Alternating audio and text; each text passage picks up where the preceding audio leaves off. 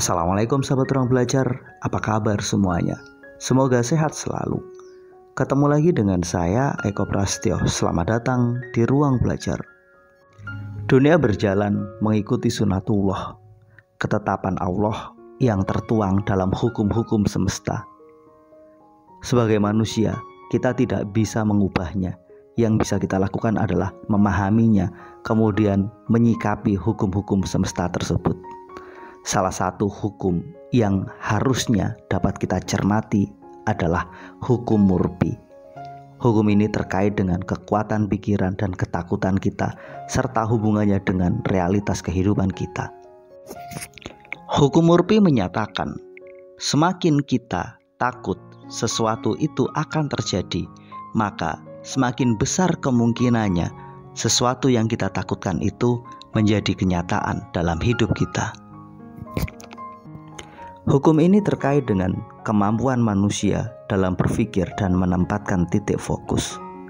Ketika seseorang takut akan sebuah realita, dia takut akan sesuatu itu terjadi pada dirinya, tanpa sadar mereka akan terus membayangkannya, mereka akan terus memikirkannya, mereka akan terus mengimajinasikannya. Semakin besar ketakutan kita, semakin lama waktu yang kita gunakan untuk terus membayangkan itu semua. Di titik ini, tanpa kita sadari, kita sedang mencurahkan seluruh energi dan perhatian kita pada apa yang menjadi ketakutan kita. Sehingga semuanya punya potensi semakin lama semakin dekat dan semakin besar kemungkinan itu terjadi. Karena apa? Manusia punya kekuatan untuk menarik apa yang dia pikirkan. Seseorang yang dikuasai oleh rasa takut, mereka itu sulit untuk keluar dari ketakutan itu. Bayang-bayang ketakutan terus datang pada pikirannya.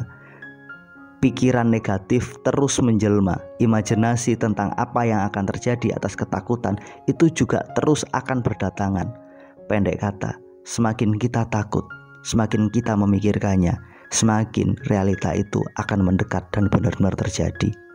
Oleh karena itu, hukum murbi memberikan pelajaran kepada kita tentang pentingnya mengendalikan rasa takut kita. Karena ketika kita takut pada sesuatu itu akan terjadi, maka potensinya sangat besar sesuatu itu benar-benar terjadi.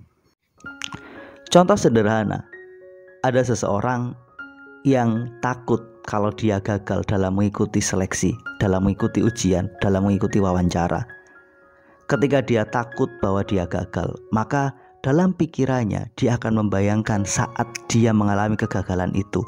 Dia akan mengimajinasikan bagaimana dirinya ketika menghadapi sebuah kegagalan.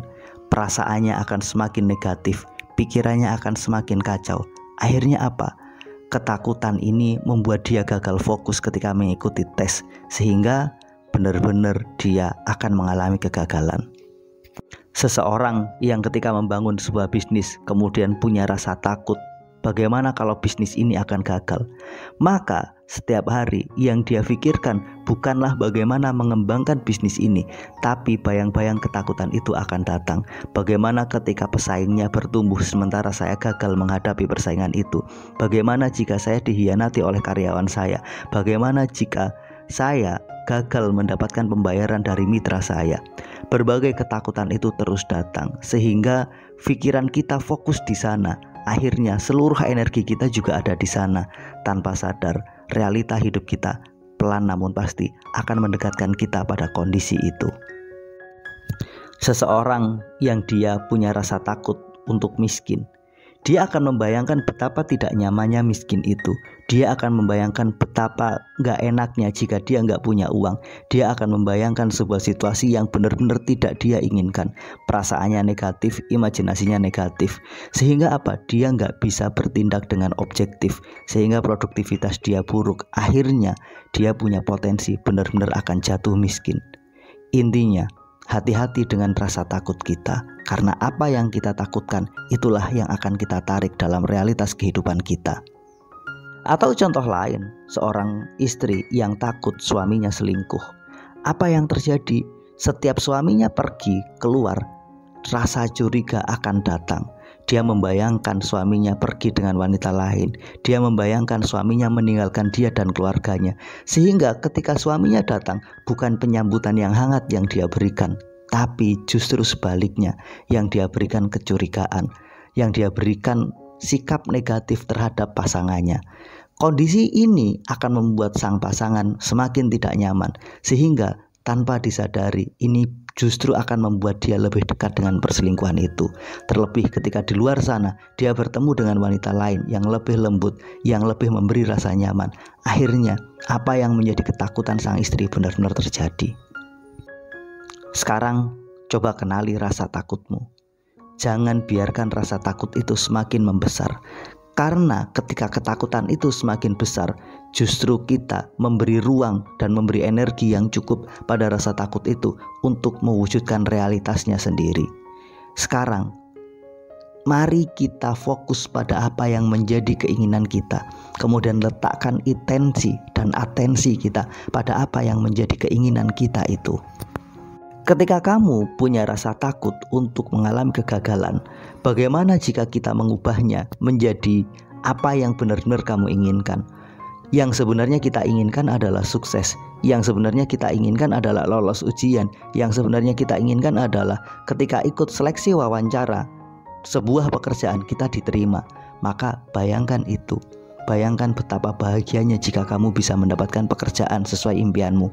Bayangkan betapa bahagianya jika kamu bisa sukses mendapatkan tempat sesuai dengan harapanmu. Ketika kamu takut bisnismu gagal, takut bisnismu hancur, coba fokus pada apa yang menjadi keinginanmu.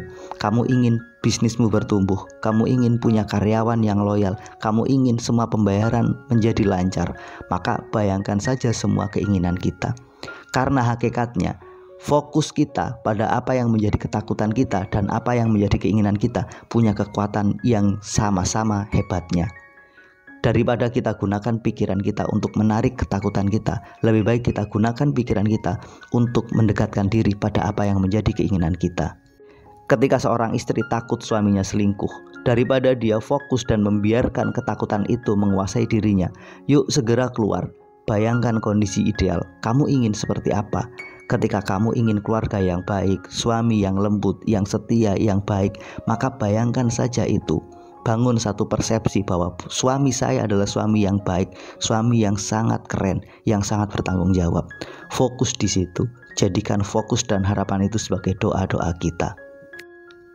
Pada akhirnya, kenali rasa takut kita dan kenali keinginan kita. Jangan biarkan diri kita terlarut dalam rasa takut itu, tapi ubah semua rasa takutmu menjadi apa yang kamu inginkan. Bayangkan saja apa yang kamu inginkan itu terjadi. Bayangkan saja apa yang kamu harapkan itu semakin lama semakin dekat dalam hidupmu. Terima kasih telah menonton. Mudah-mudahan video ini bermanfaat. Assalamualaikum warahmatullahi wabarakatuh.